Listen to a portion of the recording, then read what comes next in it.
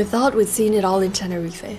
The golden beaches, luxury resorts, and sunny coastline in the south. But then we drove north, and suddenly the landscape changed. Greener, wilder, with misty forests, charming UNESCO towns, and a pace of life that made us slow down and enjoy the local culture. In this video, we're heading to northeast Tenerife, sharing 4 places that completely surprised us, including a golden beach, a cloud forest trail, and a historic city, and the most spontaneous seafood dinner of our trip. Hey friends, we're Melvin and Melissa, 2 doctors based in the UK with a passion for wellness, culture, and adventure. Join us as we explore this quieter, cooler, and often overlooked side of the island, with quick tips along the way. Number 1. Playa de Las Teresitas. You'd never guess this beach wasn't natural.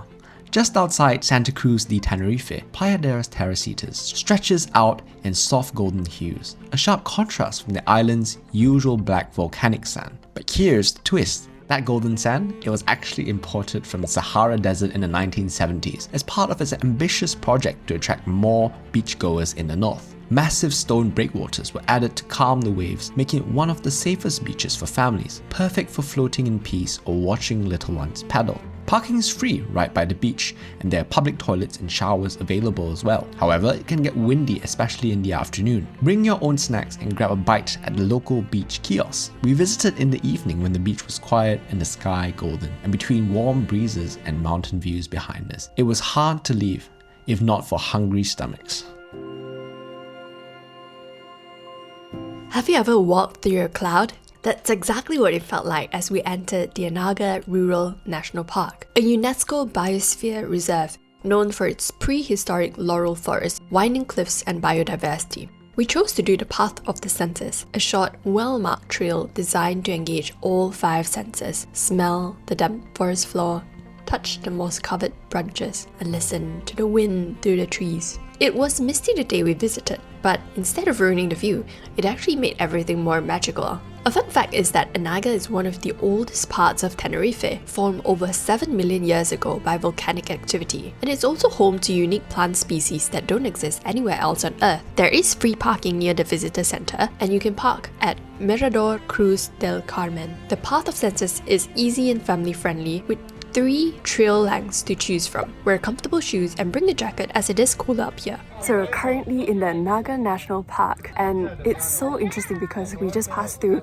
a very dense forest, which was dark, it was very misty and humid, and then we came to a viewpoint and the sun is out and it's so dry again and so warm. So now we're just heading down this path to see where it leads to. Yeah, come along. We were in the dark forest and then we just went out of a clearing and then look at that. Beautiful. Beautiful. You can even see the sea in the distance. Number 3. San Cristobal de La Laguna. Imagine cobblestone streets lined with pastel houses, all wooden balconies and leafy courtyards. That's Laguna, a UNESCO World Heritage Site and a former capital of Tenerife. We strolled through the historic center, marveling at 16th century architecture and lively yet local vibe. We had some delicious coffee and fresh pastries at a local cafe, and it was a really peaceful moment.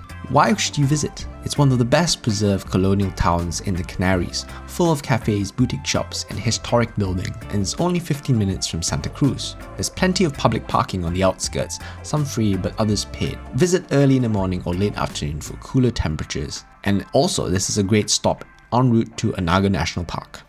Our final stop was quite spontaneous.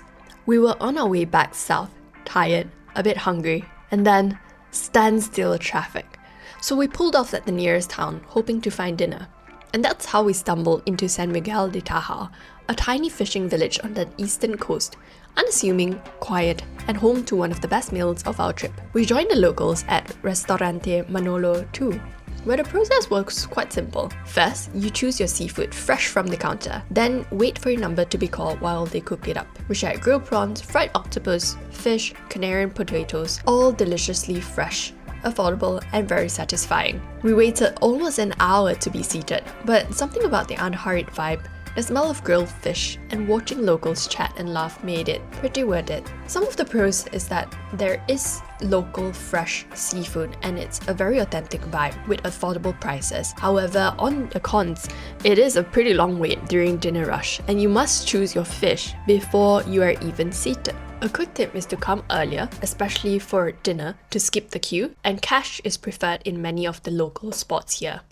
Now, a question often asked when people visit Tenerife is where to stay, north or south. Staying in the north, like Santa Cruz de Tenerife, is a modern, walkable port city that's quite convenient. Or you could stay in La Laguna for history lovers and a local charm. There are also other options such as smaller coastal towns for a quiet, budget-friendly stay. Or you could, like us, stay in the south.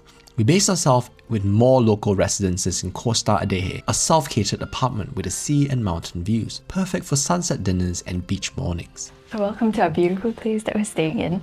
This is the master bedroom. It's really well furnished and it's really cozy. There's lots of storage space here. Yeah, we're actually staying here with the whole of Melvin's family, so there's 6 of us in total. This is the first room as you enter here. And there's a place where we can put your shoes and like a really nice entryway. There's another room here, but someone's sleeping there currently, so we won't show that. A nice bathroom with like washing machine. And this is like the living room. A beautiful kitchen. Woohoo! It's so like well equipped because there is a first aid kit, coffee machine, and they even provided some beer, Moscato, Coke, bottled water, and ice cream. And this is like a pull-out sofa bed. The best part is woo, the view. Yeah, just so nice to just sit here in the sun and just enjoy the view. It was just about an hour's drive to most of the northeast attractions, so a day trip was very doable. If you want to stay where we did, drop us a DM on Instagram or email, and we'll connect you with the local host. How to get around. Driving is the easiest and most flexible. The roads are good, but expect hairpin turns in some of the northern areas. Local buses are also reliable between major towns, but if you'd prefer not to drive, you can book a guided tour. We'll link some of the options in the description below. From golden beaches to lush forests, from colourful ancient towns to spontaneous seafood stops, the northeast of Tenerife is full of surprises, the kind that you don't always plan for, but never forget. If you enjoyed this video, do like and subscribe as we continue exploring this beautiful island. In the meantime, check out our video on the 4 best beaches in Tenerife and decide for yourself, which would you choose? See you in the next adventure. Bye.